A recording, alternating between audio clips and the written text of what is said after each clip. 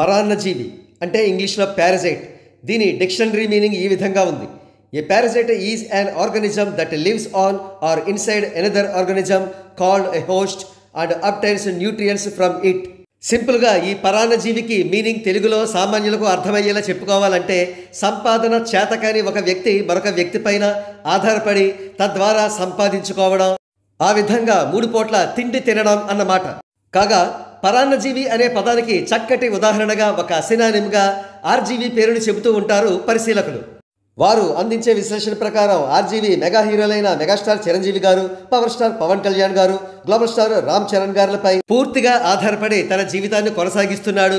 వారి పేర్లు చెప్పుకుని 3 పూట్ల తిండి తింటున్నాడు. అది ఏ విధంగానో చెప్పాల్సి వస్తే, ఒకప్పుడు డైరెక్టర్గా బాగా బ్రతికిన ఆర్జీవి తదనంతర కాలంలో డైరెక్టర్గా చితికిపోయాడు. వరుసగా డిజాస్టర్ల మీద డిజాస్టర్స్ రావడంతో ఏం చేయాలో పాలుపోలేదు.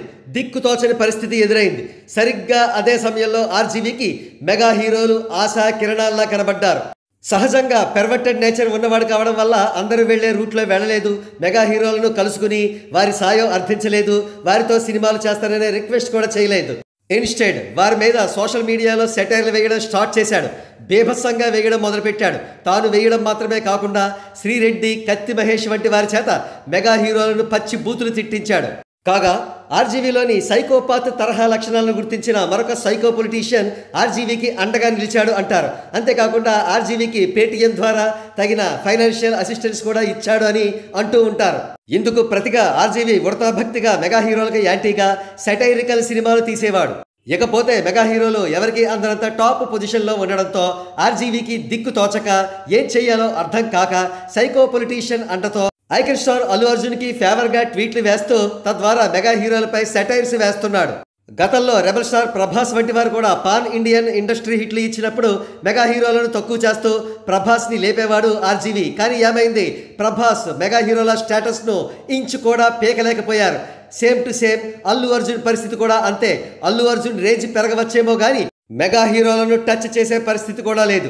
ఎందుకంటే మెగా హీరోల స్థాయి ప్రస్తుతం బ్లాక్ బస్టర్స్ అండ్ ఫ్లాప్స్కి అతీతంగా చేరుకుంది.